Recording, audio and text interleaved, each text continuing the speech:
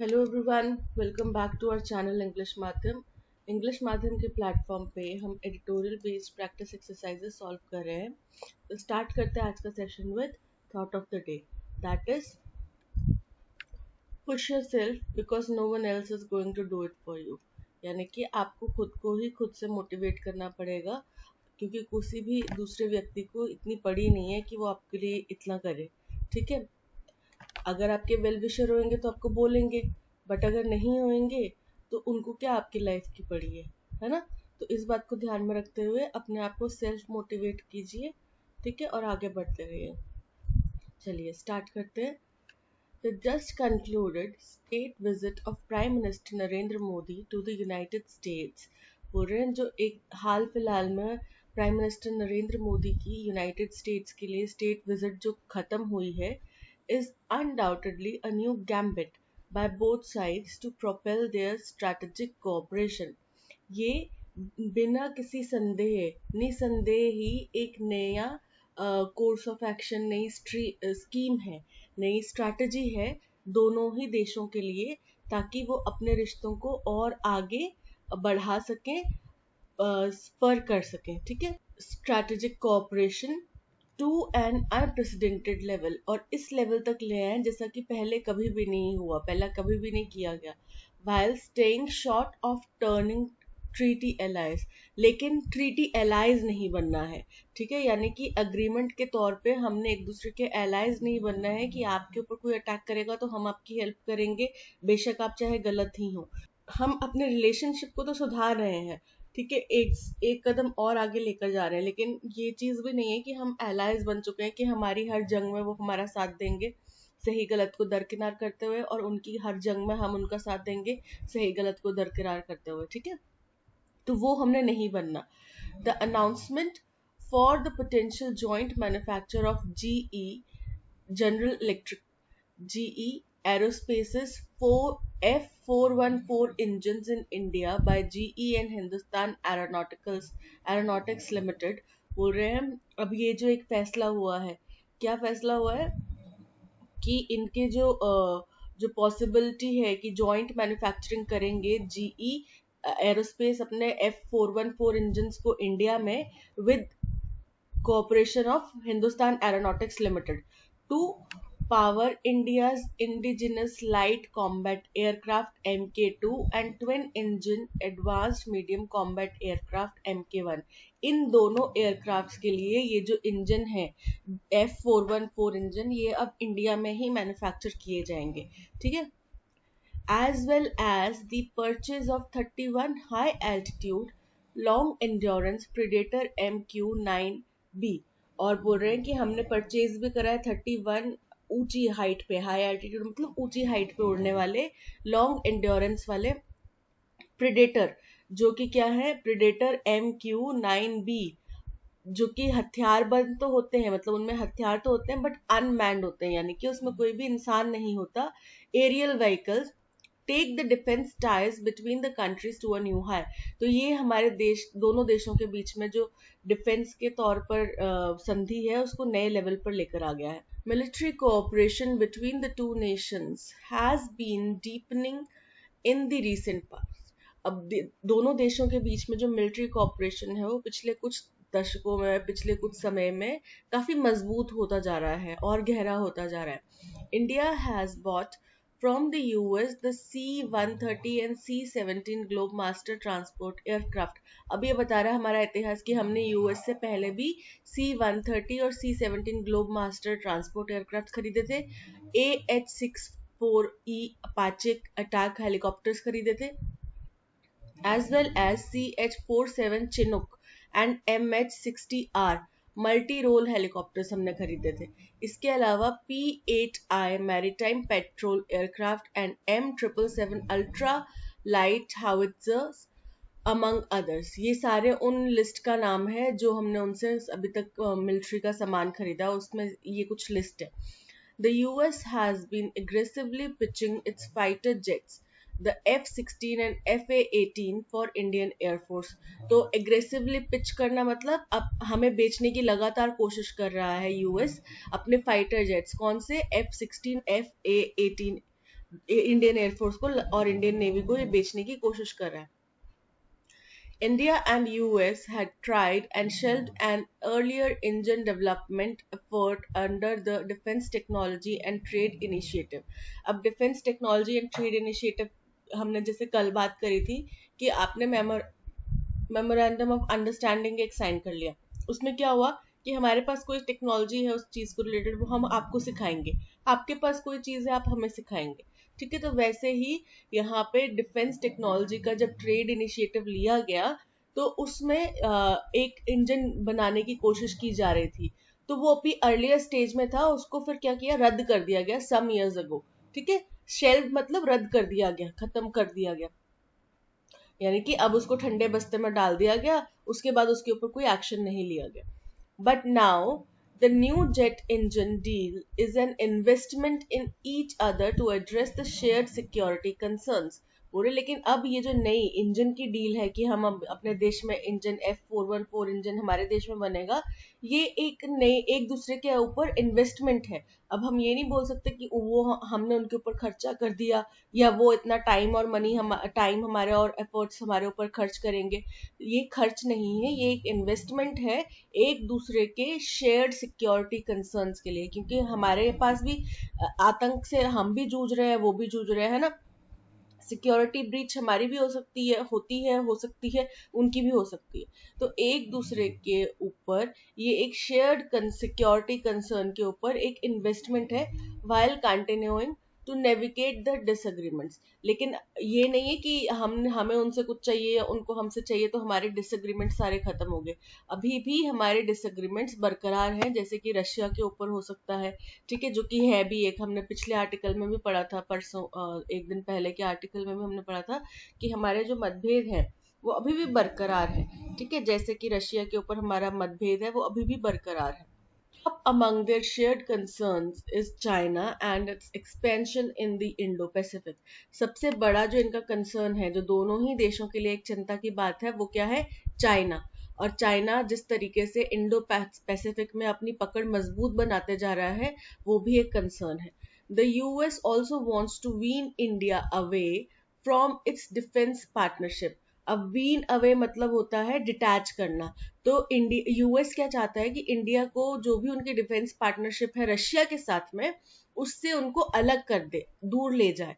ठीक है, in the long term, यानी कि निकट भविष्य में, आगे आने वाले समय में उसका धीरे धीरे हमें रशिया से अलग करने का एक दिमाग में विचार है. हम इनको अपने अच्छा माल सप्लाई करते रहेंगे, हम इनको सस्ती चीजें देंगे, अच्छा माल देंगे, तो ये रशिया से अपने आप डिटैच हो जाएंगे. ठीक है, from a technological perspective the newly announced joint initiative in jet engine production. अब अगर हम टेक्नोलॉजी की टर्म्स में बात करें तो ये जो एकदम नया जॉइंट इनिशिएटिव अनाउंस किया गया है जेट इंजन प्रोडक्शन का, सेमीकंडक्टर एंड स्पेस टेक्नोलॉजी का, present an opportunity for India to develop a defense industry of its own. तो इसने इंडिया के हाथ में एक नई अपॉर्चुनिटी दे दी है, एक नया उनके हाथ में मौका दे दिया है कि वो अपने देश में ही डिफेंस इंडस्ट्री डेवलप कर सके and improve it's technological competence across the board. और अपनी टेक्नोलॉजिकल कॉम्पिटेंस, यानी कि हम भी टेक्नोलॉजी से परिपूर्ण है, हमें भी टेक्नोलॉजी का ज्ञान है, इस चीज को पूरे दुनिया में साबित कर सके. India and the US have already signed the 4 foundational agreements and regularly conduct joint military exercises. अब आपको पता है इंडिया अलग अलग देशों के साथ में joint military exercises करता है. उसमें US भी है जिसके साथ में काफी लंबे समय से हमारी joint military exercises चलती आ रही हैं. और अब इंडिया ने US के साथ में 4 मुख्य बेसिक चीजों के ऊपर फंडामेंटल अग्रीमेंट साइन कर लिए हैं. While its embrace with the US is getting stronger. जो हमारी पकड़ है, हमारा हैंडशेक जो है वो यूएस के साथ में और स्ट्रांग होता जा रहा है, डीपर होता जा रहा है और मोर कॉम्प्रिहेंसिव, यानी कि ज्यादा विस्तृत होता जा रहा है. India is also Cognizant. India को ये बात की भी जानकारी है, अवेयर है इस बात से भी, of the need to maintain its strategic autonomy, कि हमारे अपनी एक अलग भी ज़रूरतें हैं, हमारी अलग अपनी भी एक पहचान है, इस बात से भी इंडिया अवेयर है। ठीक है, यानी कि ये मतलब नहीं है कि हमने यूएस से ले लिया तो हमारे ऊपर यूएस का दबदबा हो गया। ठीक है, जैसे कि बाकी कई देशों में हमने देखे, छोटी डेवलपिंग या अंडर डेवलप्ड कंट्रीज में हमने देखा है कि यूएस से सहायता लेना मतलब यूएस उनके ऊपर हावी हो जाता है। तो ये चीज इंडिया को पता है कि हमारी अपनी पहचान है, हमारी अपनी जरूरतें हैं, स्ट्रेटेजिक ऑटोनॉमी भी है हमारी, यानी कि अपना स्वायत्ता भी है। ठीक है, तो उस चीज को हमें, हमारी जानकारी है, हम अवेयर है उस चीज से और हम भूले नहीं है। US strategy at the moment is focused on creating a new bipolarity in the world. US की अभी के लिए स्ट्रैटेजी ये है कि दुनिया भर में बायपोलैरिटी बना ले। बायपोलैरिटी मतलब दो एकदम एक्सट्रीम ग्रुप्स बना ले। ठीक है, अभी एक्सट्रीम ग्रुप्स दो बनाने हैं तो एक साइड में कौन होगा, रशिया और उसके एलाइज होंगे, दूसरी साइड में यूएस और उसके एलाइज होंगे। यानी कि वो ये चाहता है कि रशिया को अलग थलग कर दे दुनिया भर में। ठीक है, which India is not comfortable with, लेकिन जिसके लिए इंडिया भी तैयार नहीं है और इंडिया इसको सही नहीं मानता। Getting caught in the power rivalries of others is the last thing that India wants, कि दूसरों की पावर की सत्ता की और ताकत की भूख में, उनकी लड़ाई में बीच में पड़ना, ये सबसे आखिरी चीज है जो इंडिया करना चाहता है। मतलब इंडिया का मुख्य फोकस वो नहीं है, इसके ऊपर इंडिया काम नहीं करना चाहता कि दो बिल्लियों की लड़ाई में मैं भी बीच में कूद जाऊं किसी बिल्ली के साइड लेने के लिए। वो इंडिया की स्ट्रैटेजी नहीं है।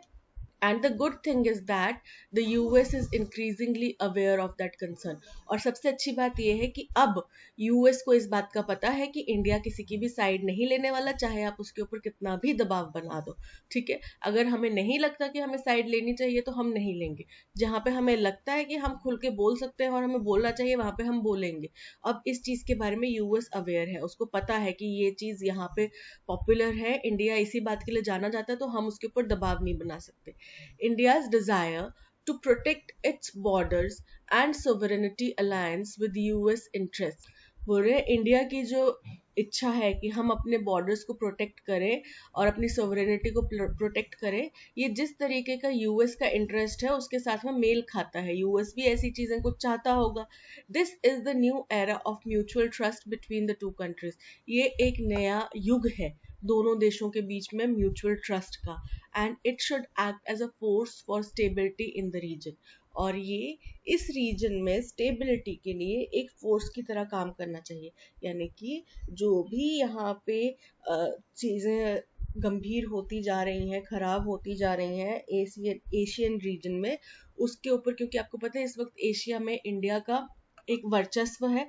ठीक है, तो उसके ऊपर अगर यूएस से भी हमारे अच्छी संधि होती है तो यूएस का दुनिया भर में वर्चस्व है, तो वो चीज हमारे लिए एक बेनिफैक्टर की तरह काम कर सकती है, एक बेनिफिट की तरह काम कर सकती है। ठीक है, तो ये हमें अब इस फोर्स से हमें इस रीजन में जो भी अनस्टेबिलिटी है उसको सुधारने की कोशिश करनी चाहिए। What is the primary purpose of the joint manufacture of General Electric Aerospace's F414 engines in India by GE and Hindustan Aeronautics Limited as mentioned in the passage? बोल रहे हैं जैसा कि पैसेज में कहा गया, ये दोनों कंपनीज का इंडिया में जॉइंट वेंचर के साथ में F414 मैन्युफैक्चर करने का पर्पस क्या है। तो हमारे दो कॉम्बैट व्हीकल्स बताए गए, उन दोनों को उन दोनों के इंजन्स यहीं पे डेवलप करना इंडिया में ही। तो इसकी प्रैक्टिस करने के लिए, इसके लिए ये दोनों कंपनीज एक साथ आके यहाँ पे ये मैन्युफैक्चर करने लग रही हैं। ठीक है, to enhance India's indigenous light combat aircraft Mk2 and advanced medium combat aircraft Mk1, बिल्कुल सही है। To strengthen the defense ties between India and US, कि इंडिया और यूएस के बीच में डिफेंस टाइज को और मजबूत करना।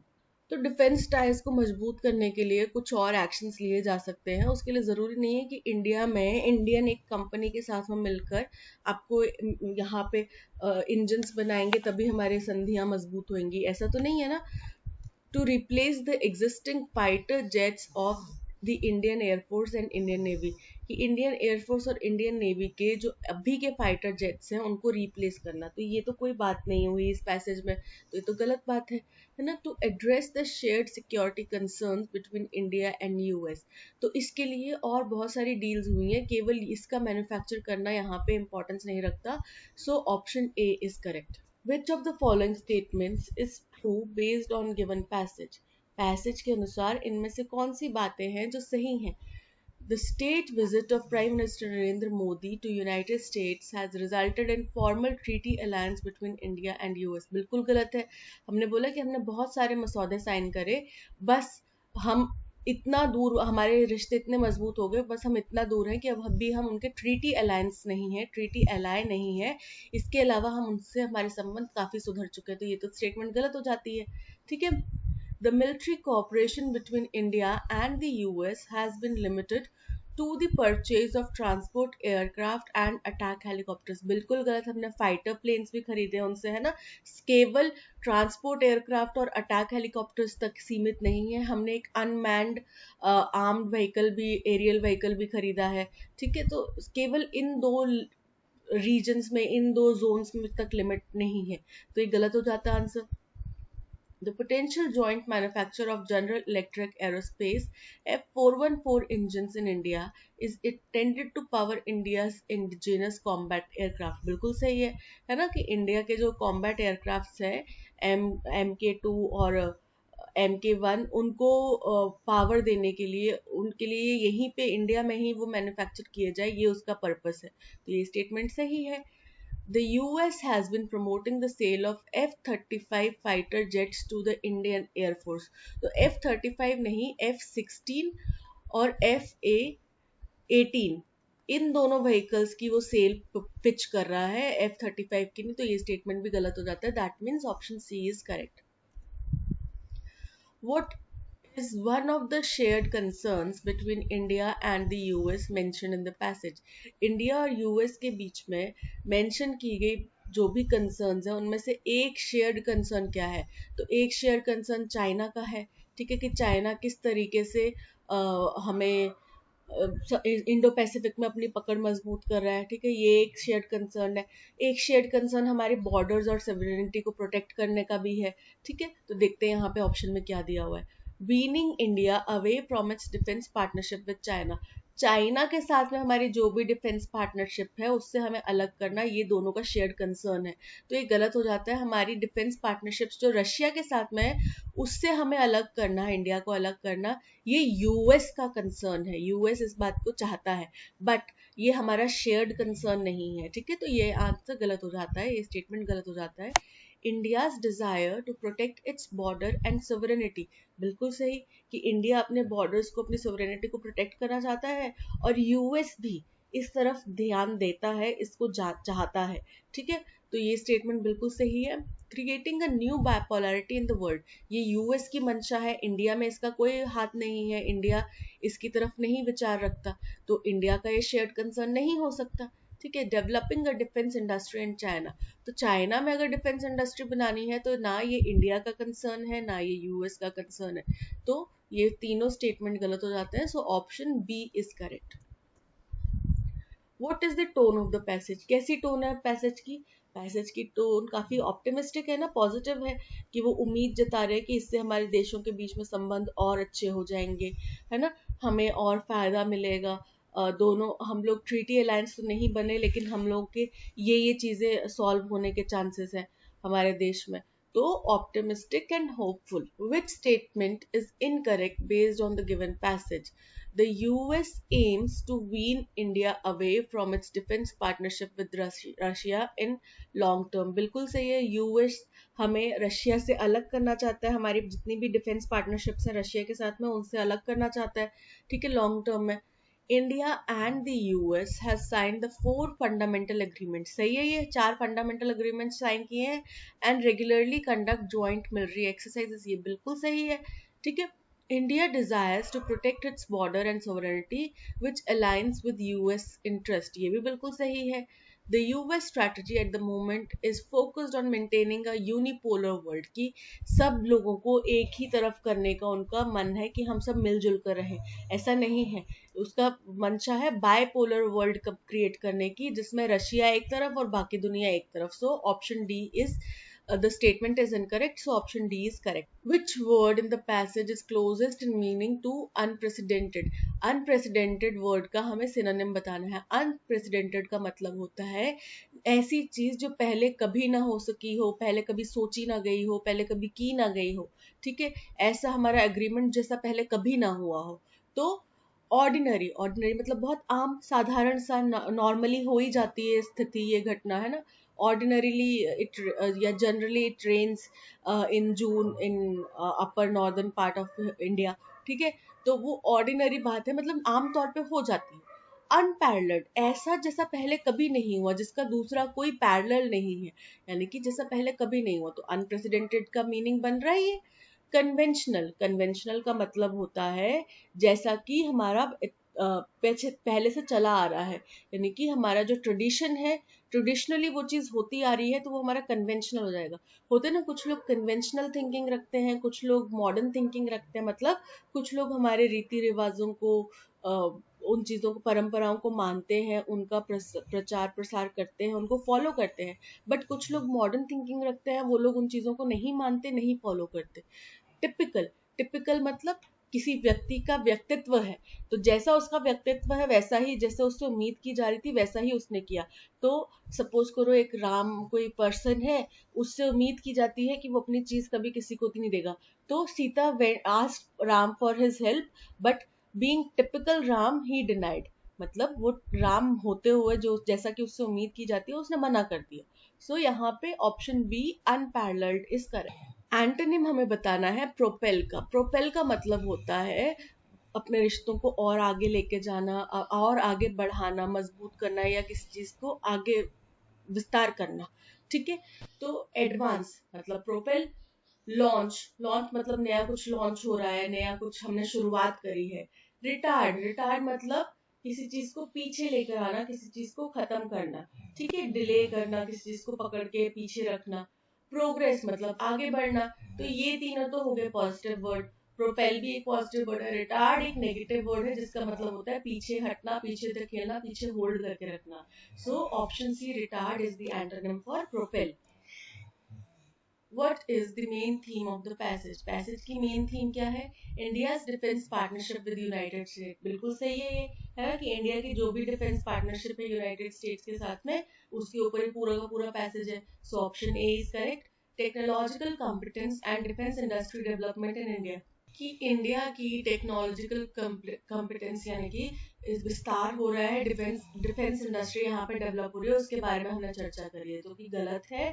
India strategic autonomy and border protection, की इंडिया किस तरीके से अपनी स्ट्रैटेजिक स्वायत्ता, इंडिपेंडेंस के ऊपर खड़ा है, और अपने बॉर्डर प्रोटेक्शन के ऊपर उनके बॉर्डर प्रोटेक्शन के लिए क्या क्या जरूरी है, क्या नहीं है, उन चीजों के ऊपर हमने चर्चा करी है, जो कि बिल्कुल गलत है.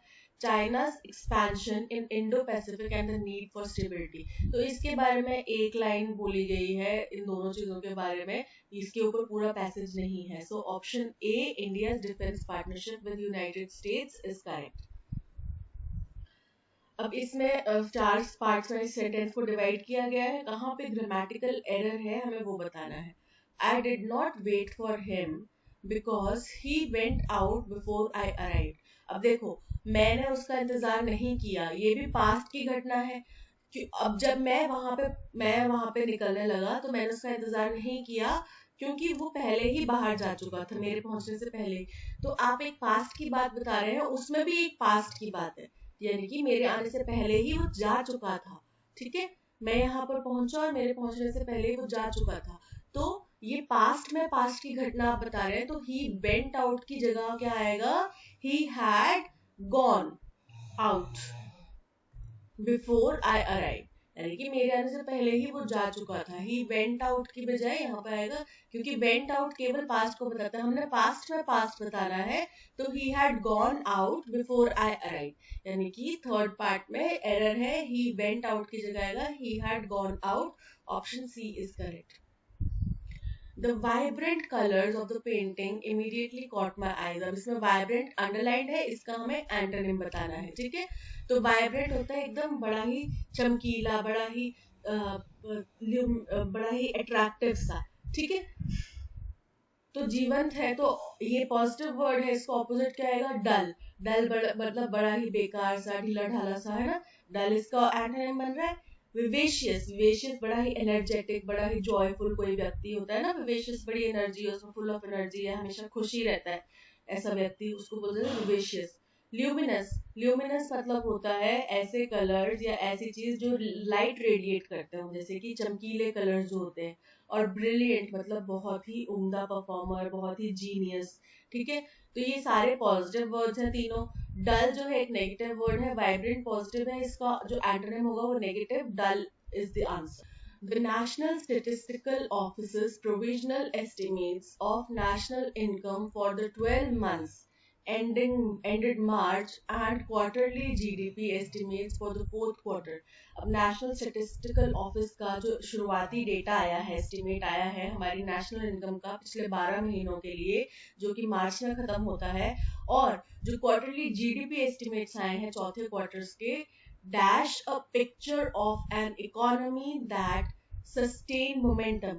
वो एक ऐसी इकोनॉमी की पिक्चर दिखाते हैं, दिखाना है यहाँ पे वर्ड, ठीक है। तो यहाँ पे एक वर्ब आएगा, वो ऐसी इकोनॉमी की पिक्चर हमें दिखाते हैं जो कि जिसने लास्ट ईयर डिस्पाइट हेडविंड्स, यानी कि हेडविंड्स क्या और टेलविंड्स की हम चर्चा पहले भी कर चुके हैं। ये एक मान लो प्लेन है, ठीक है, तो ये इसका टेल रीजन है। तो जो हेडविंड्स यानी कि सामने से हवाएं आ रही है, यानी कि इसको रोकने की कोशिश कर रही है, और टेल विंड से हवाएं आ रहा है मतलब जो इसको आगे को पुश कर रही है, यानी कि इसको बढ़ाने का, आगे बढ़ने का हौसला दे रही है। तो हेडविंड्स यानी कि रुकावटों के बावजूद जो हमने पिछले साल मोमेंटम बरकरार रखा, ऐसी इकोनॉमी की हमें पिक्चर दिखा रहा है, ठीक है। तो यहाँ पे एक वर्ब मिसिंग है, वर्ब आएगा। Gross domestic product is estimated to have expanded by 6.1% in the January-March quarter। और हमारा जीडीपी जो है वो 6.1% एक्सपैंड हुआ है जनवरी से मार्च का जो क्वार्टर है। तो तीन महीने के हिस्सों में डिवाइड किया जाता है ना अपने साल को, साल के 12 महीनों को, तो क्वार्टरली फिर रिपोर्ट्स आती हैं। तो जनवरी से मार्च की जो रिपोर्ट है उसमें हमने पाया कि हमारा जीडीपी 6.1% एक्सपैंड हुआ है, बढ़ा है, helping lift full year growth to marginally higher than projected 7.2% pace। जिसकी वजह से ये जो लास्ट के 3 महीनों में हमने अच्छा जीडीपी लिया, इसकी वजह से क्या हुआ, हमने पहले एक्सपेक्ट करा था कि हमारी पूरी सालाना जो प्रोजेक्शन है वो 7.2% ग्रोथ की रहेगी, तो इससे थोड़ा सा ऊपर उठ के मान लो 7.2 की वजह 7.3% हो गए। मतलब जो भी प्रोजेक्ट किया गया था 7.2%, उससे थोड़ा सा आगे हमारा ईयरली परफॉर्मेंस हुआ है, ठीक है। यानी कि हमारी ईयरली ग्रोथ जो है पहले के प्रोजेक्शन से स्लाइटली ऊपर ही आई है लास्ट के 3 महीनों की वजह से। Gross value added numbers for the fourth quarter point to the broad-based dash in growth from the preceding 3 months with the umbrella utility services sector। बोल रहे हैं जो ग्रॉस वैल्यू एडेड का नंबर है फोर्थ क्वार्टर के लिए 0.2, अब उसने इशारा किया एक ब्रॉड बेस्ड डैश की तरफ, ठीक है। अब ब्रॉड बेस्ड क्या है, यहाँ पे नाउन आएगा, ठीक है। किस तरीके का है ये नाउन, ब्रॉड बेस्ड है।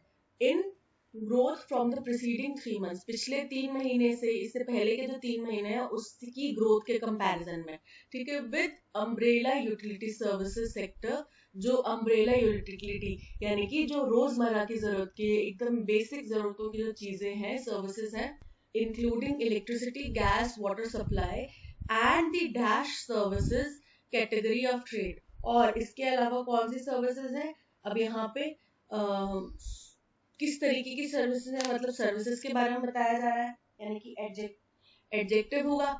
Category of trade, hotels, transport, communication and broadcasting, ये किस तरीके की सर्विसेज हैं, इनके बारे में बताया गया यहाँ पे। Being the only 2 of the 8 GVA sector posting decelerations in expansion. केवल यही 2 आउट ऑफ 8 GVA सेक्टर्स के कैटेगरीज हैं जिनमें डीएसलरेशन यानी कि गिरावट आई है नेगेटिव में, ठीक है, एक्सपेंशन में कमी आई है. While construction led the cross sectoral growth expanding 10.4%. Construction led cross sectoral growth क्या होता है, यानी कंस्ट्रक्शन की वजह से जो ग्रोथ हुई है उसमें एक्सपेंशन हुआ है 10.4% का. Collectively the services sector buoyed GVA with trade, hotels and transport still posting 9.1% बोल रहे हैं. लेकिन कलेक्टिवली अगर मिलजुल के सर्विसेज सेक्टर को देखें तो उसने जीवीए को सीमित कर दिया, but trade hotels and transport still posting की सीमित कर दिया, जिसमें से ट्रेड होटल्स और ट्रांसपोर्ट सभी भी 9.1% की ही ग्रोथ दिखा रहे हैं. Notwithstanding the slowdown from the third quarter's 9.6% pace, जो कि थर्ड क्वार्टर के 9.6% पेस के अनुरूप नहीं है, अनुसार नहीं है. The sector dash has the largest share in GVA. जो कौन सा सेक्टर है, अब कौन सा सेक्टर की बात करी है, ठीक है, उसके बारे में बताया गया. एक सेक्टर जिसकी लार्जेस्ट शेयर है जीवीए में, expanded by a healthy 13.1% sequentially. 13.1% से वो लगातार बढ़ रहा है as travel demand rebounded in the wake of COVID-19 fear receding. जैसे जैसे ट्रैवल डिमांड जो है वो बढ़ रही हैं, लोग इधर से उधर ज्यादा ट्रैवल करना प्रेफर कर रहे हैं जैसे जैसे कोविड का डर खत्म होता जा रहा है. Manufacturing was also dash. अब मैन्युफैक्चरिंग की स्थिति बताइए कि मैन्युफैक्चरिंग भी या तो प्रभावित हुई होगी या फिर अच्छी हुई होगी. रिबाउंडिंग फ्रॉम, अब रिबाउंडिंग बता रहे हैं तो मतलब अच्छी हुई है manufacturing. Rebounding from the December quarter's contraction to log a 4.5% expansion, कि दिसंबर के क्वार्टर से रिबाउंड होके मतलब उभर कर आई है, वापस निकल कर आई है, जो कि कॉन्ट्रैक्शन उस टाइम पे था और अब कितना इसने एक्सपेंशन कर लिया है, 4.5% का इसने मार्क अचीव कर लिया है. ठीक है, चलिए देखते हैं. सबसे पहला है कि फोर्थ क्वार्टर की एक पिक्चर दिखा रहा है. किस तरीके की पिक्चर दिखा रहा है? श्रिंक. श्रिंक मतलब होता है सिकुड़ना, तो सिकुड़ती हुई पिक्चर तो नहीं दिखा रहा होगा, है ना. पोजिट, पोजिट का मतलब होता है प्रस्तावित करना, यानी कि आपको सामने प्रेजेंट करना. तो हमारे सामने प्रेजेंट ही कर रहा है ना वो पिक्चर को, तो opposite is correct. Contract, contract देखो दो चीजें हो सकती है, या तो कोई रिटन कॉन्ट्रैक्ट आपके बीच में एग्रीमेंट, या फिर कॉन्ट्रैक्ट मतलब कम करना. तो यहाँ पे पिक्चर को कम नहीं कर रहे, पिक्चर को दिखा रहे हैं, पोर्ट्रे कर रहे हैं. अंडरस्कोर, अंडरस्कोर मतलब कि होता है हाईलाइट करना किसी चीज को. अब ये मोमेंटम है, इस वर्ड के नीचे मैंने ये अंडरलाइन कर दिया, मतलब मैंने मोमेंटम वर्ड को हाईलाइट कर दिया एक तरह से, राइट. तो यहाँ पे option B posit is correct. अब सेकंड आएगा ब्रॉड बेस्ड. अब यहाँ पे नाउन आना है, ठीक है. किस तरीके का ब्रॉड बेस्ड, क्या फोर्थ क्वार्टर का पॉइंट हो टू ब्रॉड बेस्ड. बलवॉक, बलवॉक हमने पहले भी पढ़ा था. बलवॉक का मतलब होता है प्रोटेक्शन देना किसी को, है ना, या फिर किसी के सुरक्षा कवच बनाना.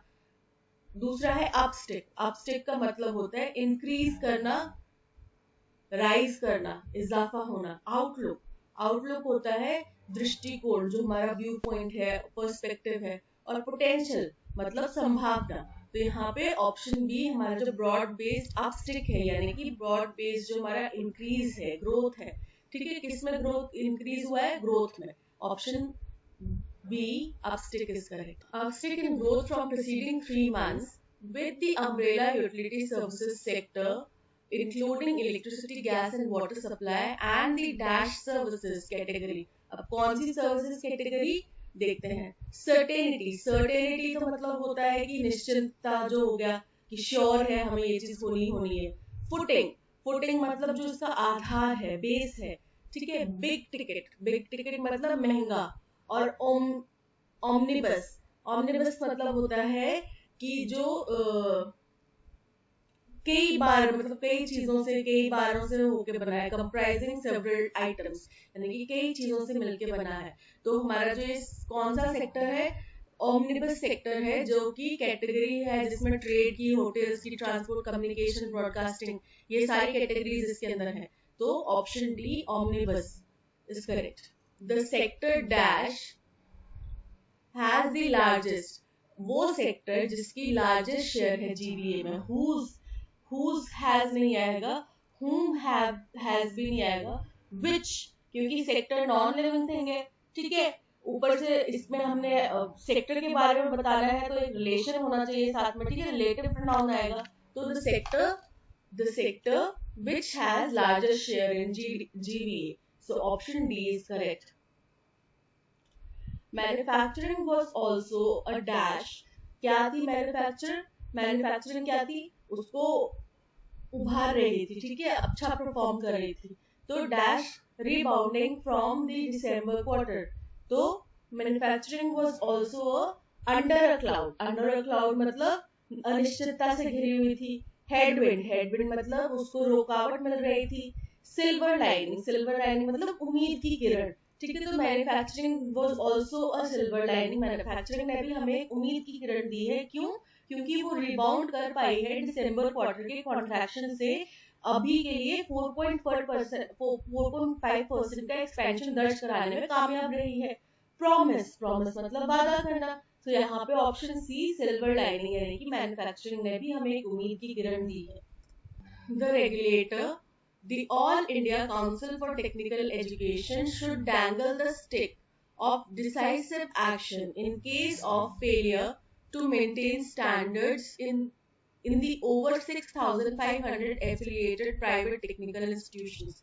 अब इसमें बोल रहे हैं, इसमें जिक्र किया जा रहा है रेगुलेटर का, और कौन है रेगुलेटर यहाँ पे? The all India council for technical education. इसको भी जो डैंगल द स्टिक मतलब अब पन्ने पलट के देखने की जरूरत है, डिसीजन बनाने की जरूरत है। ये नहीं कि हम एक ही पेज पे उनको हाँ ठीक है मौका देते रहो, कोई बात नहीं, एरर हो गया इरेज करो दोबारा लिखो। अब पन्ना पलट के हमें अपना डिसीजन देने की जरूरत है।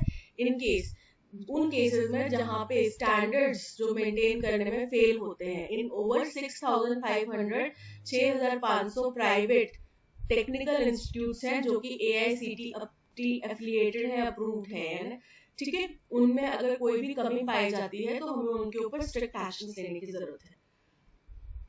Colleges blame operational losses for their inability to provide infrastructure. Colleges सारा का सारा जो इल्जाम है वो ऑपरेशनल लॉसेस के ऊपर लगाते हैं, जो भी उनकी इनएबिलिटी है कि हम इंफ्रास्ट्रक्चर नहीं प्रोवाइड कर पा रहे, इक्विपमेंट्स नहीं ले पा रहे, फैकल्टी को सैलरीज नहीं दे पा रहे। In the wake of some states putting a cap of ₹30,000 to ₹40,000, और उन स्टेट्स में जहाँ पे उन्होंने कैप लगा दिया है कि 30 से 40 हजार रुपए ही इस पे होने चाहिए। अब किस चीज पे होने चाहिए देखते हैं। The proposed annual minimum fee of ₹79,000 for undergraduate engineering disciplines, along with the marginal hike of the maximum fee at ₹1,89,000, is aimed at addressing the financial concerns of institutions. बोल रहे हैं अब एक प्रपोजल आया है जिसमें जो एनुअल फीस है 79,000 की, अंडर ग्रेजुएट अगर आप मतलब डिग्री लेना चाह रहे हैं इंजीनियरिंग डिसिप्लिन्स में उसके लिए, along with the marginal hike of maximum fee, और maximum fees में हाइक के थोड़ी सी हाइक के लिए किया जा रहा है at 1,89,000। कितनी हो जाएगी? 1,89,000 हो जाएगी। is aimed at addressing the financial concerns of institutions, और ये इस मसले को कि इंस्टीट्यूशंस के पास में पैसा नहीं है चीजें खरीदने के लिए, फैकल्टीज को फीस देने के लिए, उस इश्यू को खत्म करने के लिए इसका मुख्य जो एम है वो ये है, इसलिए फीस बढ़ाई जा रही है। After a cap on maximum fee that could be charge, अब हम सरकार ने क्या किया, कैप लगा दिया है कि इतनी ही मैक्सिमम फी आप ले सकते हैं। The relief to private technical institutions in the form of minimum fee threshold likely to be put in place from the 2022-23 academic session needs to be conditional. अब यहाँ पे ये जो स्टेटमेंट है इसमें बताया जा रहा है कि कैप लगाया जा रहा है मैक्सिमम फीस के ऊपर कि इससे ज्यादा मैक्सिमम फीस नहीं कर चार्ज कर सकते, ठीक है। तो ये हमारा ऑप्शन जो है ये हमारा इनिशियल स्टेटमेंट हो जाता है जिसमें हमें पता चलता है कि हम प्राइवेट टेक्निकल इंस्टीट्यूट्स की फीस के बारे में चर्चा करने वाले हैं कि उनमें एक कैप लगाया गया है मैक्सिमम फीस का। तो ये हमारा फर्स्ट स्टेटमेंट हो जाता है, ठीक है। अब देखो एस हमारा फर्स्ट स्टेटमेंट है, तो एस से दो ही ऑप्शंस हैं, बी और सी, यानी कि पी ऑप्शन ए और डी तो एलिमिनेट हो जाते हैं शुरुआत में ही, ठीक है। इसके बाद में अब ये जो प्रपोज एनुअल मिनिमम फी है ₹79,000 की engineering graduates under graduate courses के लिए, और मार्जिनल हाइक किया गया है मैक्सिमम फी में 1,89,000 का, ठीक है। यानी कि मिनिमम तो आप इतना ले सकते हैं, इससे कम नहीं लेना है, ठीक है, इतना आप लेंगे ही लेंगे, और मैक्सिमम आप यहाँ से लेके 1,89,000 तक ले सकते हैं। कोई कॉलेज हो सकता है 79,000 ले, कोई कॉलेज हो सकता है 90,000 ले, कोई कॉलेज हो सकता है 1,25,000 ले, ठीक है। तो ये कैप लगा दिया कि मिनिमम टू मैक्सिमम का हमने स्पेक्ट्रम डिसाइड कर दिया, इससे आपने ज्यादा नहीं लेनी है, ठीक है, ये उनको बता दिया गया। तो ये इसी स्टेटमेंट का आगे एक्सप्लेनेशन है कि किस तरीके से मिनिमम फीस और किस तरीके से मैक्सिमम फी के बीच में कैप लगाया गया है। सेकंड हो जाता है, थर्ड हमारा स्टेटमेंट हो जाता है कि कॉलेज ये क्यों किया गया, क्योंकि अपने ऑपरेशनल लॉसेस के लिए लॉसेस को जिम्मेदार ठहराते हैं कॉलेजेस कि हम इंफ्रास्ट्रक्चर नहीं ले पाते, क्योंकि पहले जो कैप लगाया गया था वो 30 to 40,000 का लगाया गया था, ठीक है। ये हो गया थर्ड। और फोर्थ स्टेटमेंट हो गया कि अब रेगुलेटर के ऊपर भी जिम्मेदारी है कि वो उन कॉलेजेस के ऊपर एक्शंस ले जो कुछ स्टैंडर्ड्स जो हैं, कि एक इंजीनियरिंग कॉलेज है तो उसमें कुछ चीजें जो है स्पेसिफिकली होनी ही चाहिए। एक लैब होना जरूरी है, लैब टेक्नीशियन होना जरूरी है, ठीक है, उस लैब के अंदर प्रॉपर इक्विपमेंट्स होना जरूरी है। तो ये कुछ स्टैंडर्ड्स हैं, अगर वो मेंटेन नहीं कर पा रहे हैं तो उनके ऊपर स्ट्रिक्ट एक्शंस ले। ये हो गया फोर्थ पॉइंट। तो हमारा अरेंजमेंट बन रहा है एस आर क्यू पी। अब देखो एस हमने देखा हमारे सिर्फ बी और सी ऑप्शन रह गए, तो बी में है एस आर क्यू पी, सी में है एस क्यू पी आर, तो ये तो एलिमिनेट हो जाएगा, option B is correct. The court said the amendment enhanced transparency and accountability regarding acceptance and utilisation of foreign contribution. बोल रहे हैं कोर्ट ने कहा कि जो ये अमेंडमेंट किया गया है इसने ट्रांसपेरेंसी, पारदर्शिता और अकाउंटेबिलिटी, रिस्पॉन्सिबिलिटी फिक्स कर दी रिगार्डिंग एक्सेप्टेंस एंड यूटिलाइजेशन, कि हम किस लिमिट में या किस तरीके से फॉरेन फंड्स को, फॉरेन कंट्रीब्यूशन को एक्सेप्ट कर सकते हैं और उनको कैसे यूटिलाइज कर सकते हैं। इसकी ट्रांसपेरेंसी और अकाउंटेबिलिटी सेट कर दी इसने। The strict regime had been essential because of past experience of misutilization of foreign funds। अब इतना कड़ा कानून बनाने की जरूरत क्यों पड़ी, क्योंकि पिछले कुछ हमारे साथ ऐसे इंस्टेंसेस हुए हैं जब हमने फॉरेन फंड्स का मिसयूज किया है, and cancellation of certificates of as many as 19,000 registered NGOs. और फिर इस वजह से क्या हुआ, लगभग 19,000 एनजीओज का, रजिस्टर्ड एनजीओज के सर्टिफिकेट जो है कैंसिल कर दिए गए for failing to ensure basic statutory compliances such as submission of annual reports and maintenance of proper accounts. क्यों किया गया, क्योंकि ये बेसिक कुछ स्टैंडर्ड जो है कि आप अगर एक एनजीओ चला रहे हैं तो आपको ये कुछ रिक्वायरमेंट्स हैं जो फुलफिल करनी पड़ेंगी, उनको फुलफिल नहीं कर पाए, जैसा कि अपनी एनुअल रिटर्न्स नहीं वो सबमिट कर पाए, या फिर उन्होंने प्रॉपर अकाउंट्स मेंटेन नहीं किए हुए थे। Till December 2021 there were reportedly 22,762 FCRA registered organizations। दो अगर हम बात करें डेटा की तो केवल दिसंबर 2021 तक ही 22,762 फॉरेन फंडिंग वाले, फॉरेन जहां से फंड्स आ रहे हैं उनके रजिस्टर्ड ऑर्गेनाइजेशंस कितने थे, 22,762 presumably compliant with the new dispensation, जिनका हम assumption लगा रहे हैं कि ये नए जो dispenssions है, नए जो laws हैं उनके साथ में comply कर पाते हैं। The verdict assumes, अब यहाँ पे the verdict कहा जा रहा है कि किसी verdict की चर्चा की जा रही है जो पहले ही हमने जिक्र किया, तो ये भी फर्स्ट स्टेटमेंट नहीं होगा, ठीक है। यहाँ पे बात करी जा रही है एक स्ट्रिक्ट रेजिम की, स्ट्रिक्ट रूल की, तो ये भी फर्स्ट स्टेटमेंट नहीं होगा क्योंकि इसके बारे में पहले बात की गई होगी।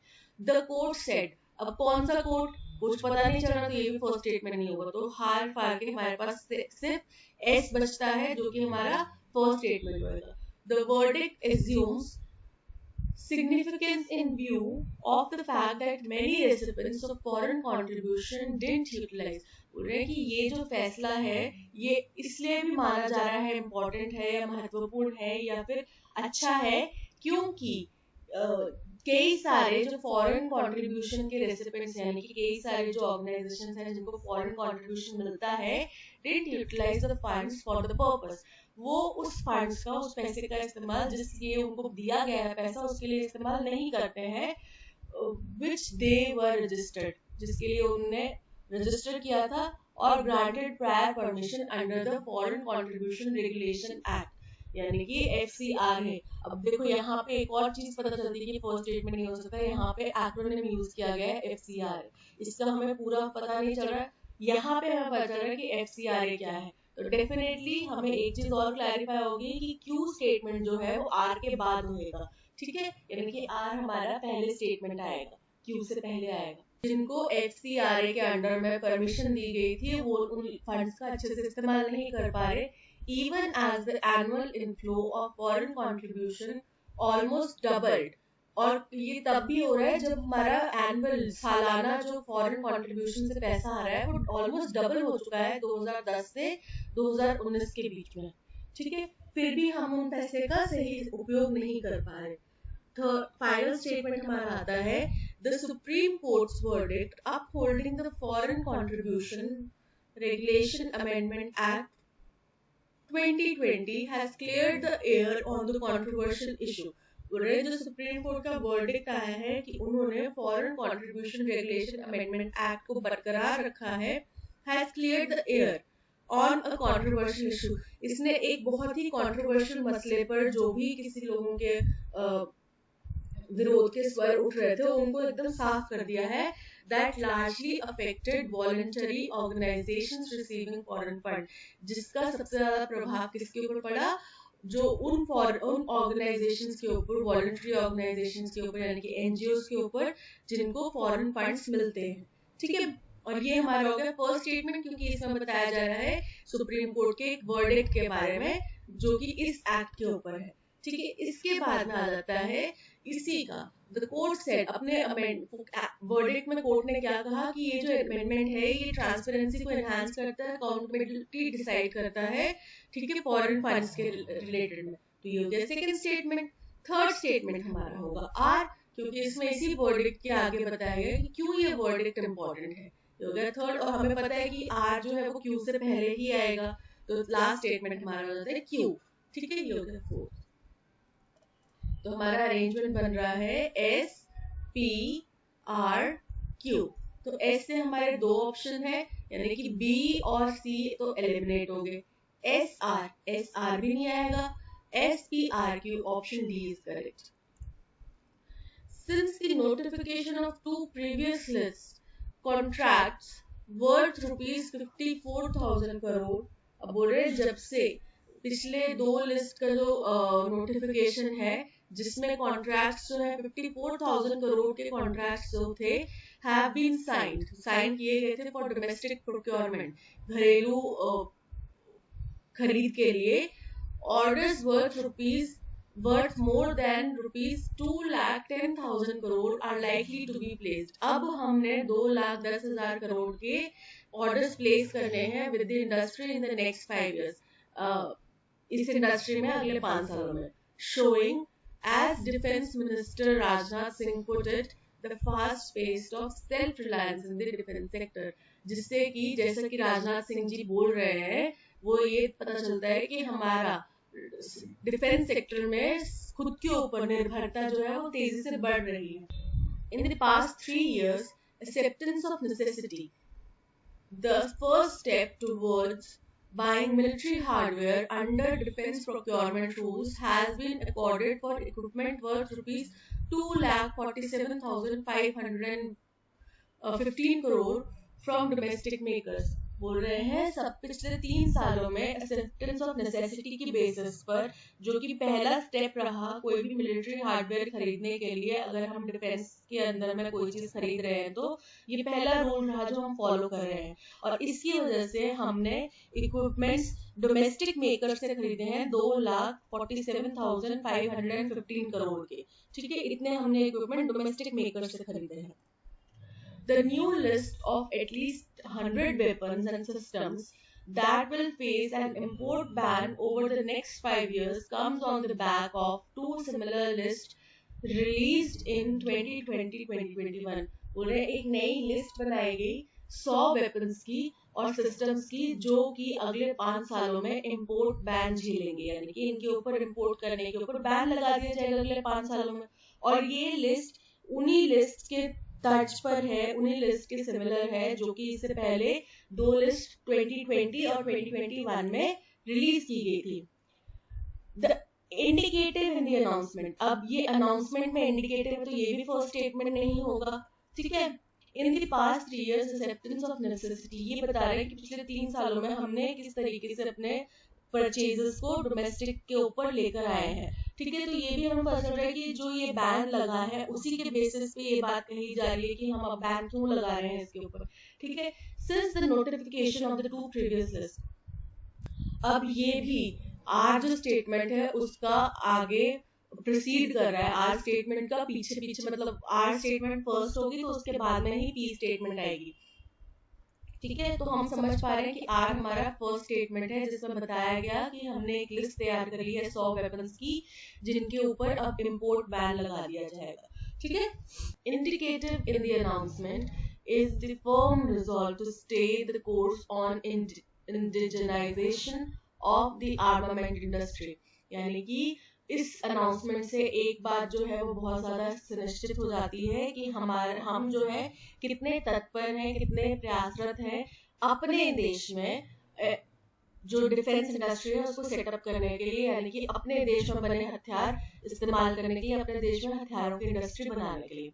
And the growing confidence in the capability of domestic players to deliver as per international standards, और जो हमारे डोमेस्टिक मैन्युफैक्चरर हैं उनके अंदर ये जो कॉन्फिडेंस बन रहा है, बरकरार हो रहा है, नया कॉन्फिडेंस उत्पन्न हो रहा है कि हम इंटरनेशनल स्टैंडर्ड्स के मुकाबले के हथियार बना सकते हैं, ठीक है। ये दोनों चीजें इस अनाउंसमेंट से क्लियर हो जाती हैं, साफ हो जाती हैं, स्पष्ट हो जाती है। तो ये अनाउंसमेंट किया गया था लिस्ट का, उससे ये इंडिकेट होता है कि हमारी डिफेंस इंडस्ट्री जो है अब एडवांस हो रही है, उनमें इतना कॉन्फिडेंस आ रहा है कि हम खुद से अपने देश में बने हथियार इस्तेमाल कर सके। और दूसरी चीज ये कि अब जो भी हथियार बनाए जा रहे हैं हिंदुस्तान में इंटरनेशनल स्टैंडर्ड के बनाए जा रहे हैं, ठीक है। जब से पहली 2 लिस्ट आई है उसके बाद हमने 54,000 करोड़ के डोमेस्टिक प्रोक्योरमेंट यानी कि घरेलू खरीद करी है, और अब अगले 3 सालों में, अगले 5 सालों में हम 2,10,000 करोड़ के घरेलू खरीद करने वाले हैं, ठीक है। ये हो गया थर्ड स्टेटमेंट। फोर्थ स्टेटमेंट आ जाता है कि पिछले 3 सालों में एक्सेप्टेंस ऑफ नेसेसिटी के बेसिस पर हमने इतने करोड़ की खरीद जो है 2,47,515 करोड़ की खरीद जो है वो हमने डोमेस्टिक मेकर से कर ली है, ठीक है।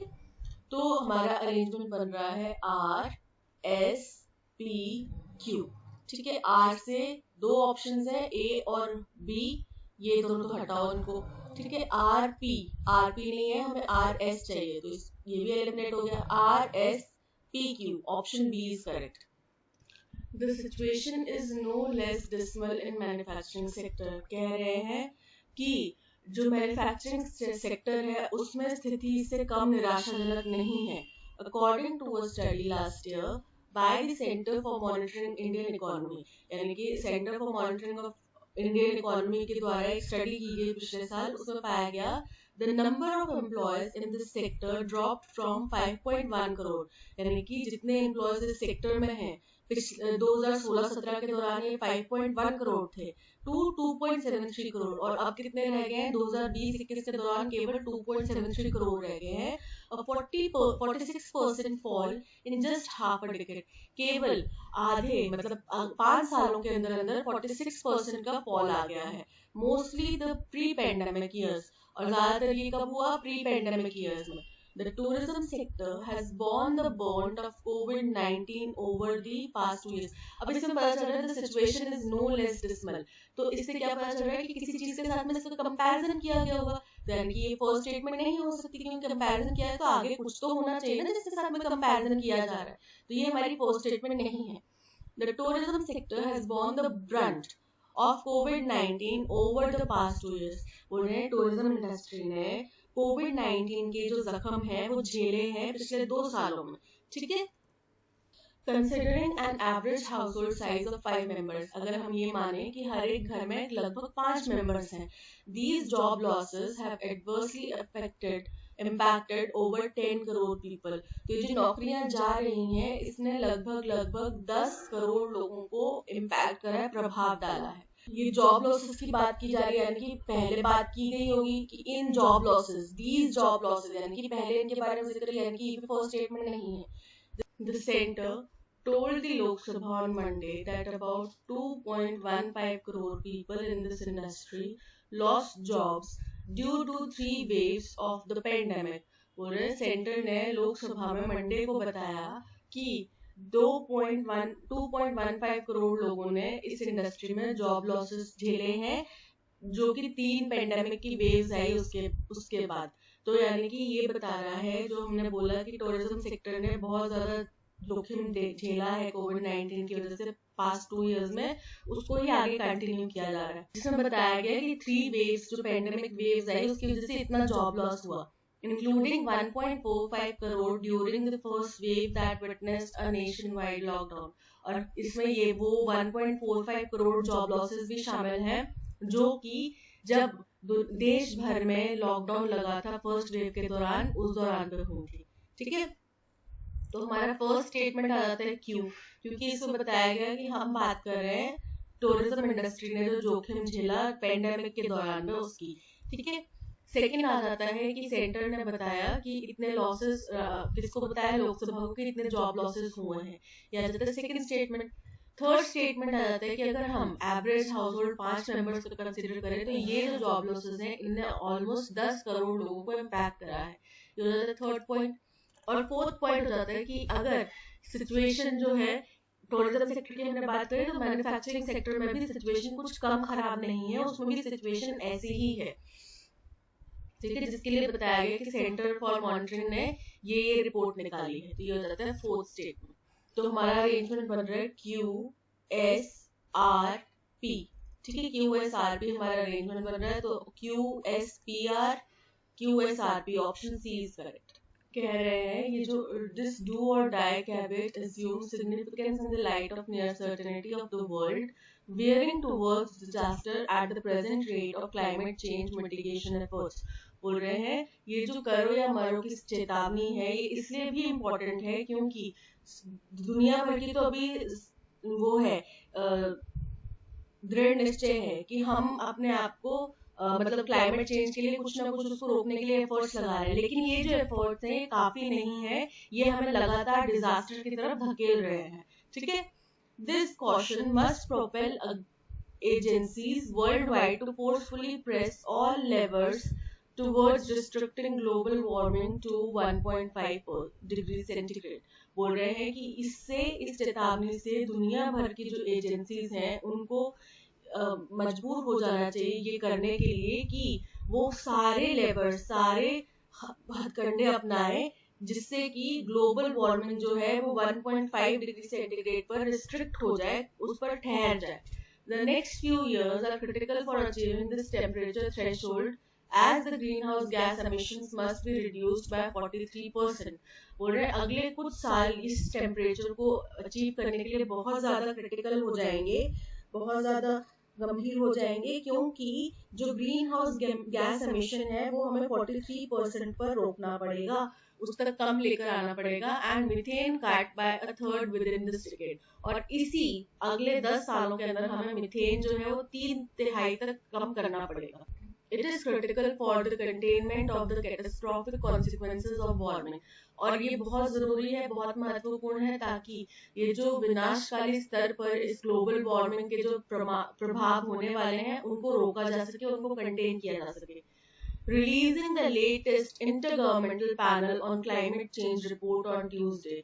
इंटरगवर्नमेंटल पैनल की क्लाइमेट चेंज के ऊपर जो रिपोर्ट रिलीज की उन्होंने ट्यूसडे को, scientists have warned that all evidence points to a dire now or never situation for planet Earth. बोल रहे हैं कि सारे जो एविडेंस है वो इस तरफ इशारा करते हैं कि या तो अभी कर लो या फिर कभी नहीं आपको स्थिति मिलेगी। नाउ और नेवर वाली स्थिति की तरफ इशारा कर रहे हैं हमारी धरती के लिए। ये हमारी ओपनिंग स्टेटमेंट हो जाएगी, क्योंकि इसमें बताया जा रहा है कि एक रिपोर्ट रिलीज करी जिसने नाउ और नेवर वाली स्थिति अर्थ के लिए बता दी। ठीक है, अब यही डू और डाई वाली जो स्थिति है ये क्यों इम्पोर्टेंट है, क्योंकि दुनिया एफर्ट तो लगा रही है बट लगातार हम निश्चित तौर पे हम लगातार डिजास्टर की तरफ बढ़ रहे हैं। ठीक है, ये हो गया सेकेंड। थर्ड हो जाता है हमारा क्यू स्टेटमेंट कि ये जो चेतावनी है दुनिया भर की एजेंसीज को प्रोपेल करती है कि आप सारे हथकंडे अपनाओ पर टेम्परेचर 1.5 डिग्री सेंटीग्रेड तक लेकर आओ, इतनी ग्लोबल वार्मिंग पर रिस्ट्रिक्ट कर दो। ठीक है, और लास्ट माना जाता है कि नेक्स्ट कुछ साल जो हम बहुत क्रिटिकल होंगे इस टेम्परेचर को अचीव करने में, ये कंक्लूजन बताया जा रहा है। ठीक है, अगर हमें अपने आप को विनाशकारी स्तर के कॉन्सिक्वेंसेस से बचाना है तो। ठीक है, तो अरेंजमेंट हमारा बन रहा है SPQR, जो कि एक ही ऑप्शन है एस से, option A SPQR is correct. आज के सेशन में इतना ही। इस सेशन की PDF प्लस ऑडियो एक्सप्लेनेशन आपको टेलीग्राम चैनल पर मिल जाएगी। टेलीग्राम चैनल का लिंक आपको डिस्क्रिप्शन में दे दिया गया है। इसके अलावा आप प्ले स्टोर से हमारी ऐप भी डाउनलोड कर सकते हैं। काफी यूजर फ्रेंडली ऐप है और ऑलरेडी 1 लाख प्लस लोगों ने इस ऐप को डाउनलोड किया है। आप 1 क्लिक पे अपना सारा कंटेंट एक्सेस कर सकते हैं। ठीक है, thank you so much for watching. अगर कंटेंट पसंद आया हो तो लाइक शेयर और सब्सक्राइब जरूर कीजिएगा। मिलते हैं नेक्स्ट सेशन में। Till then keep learning and keep practising. Bye bye.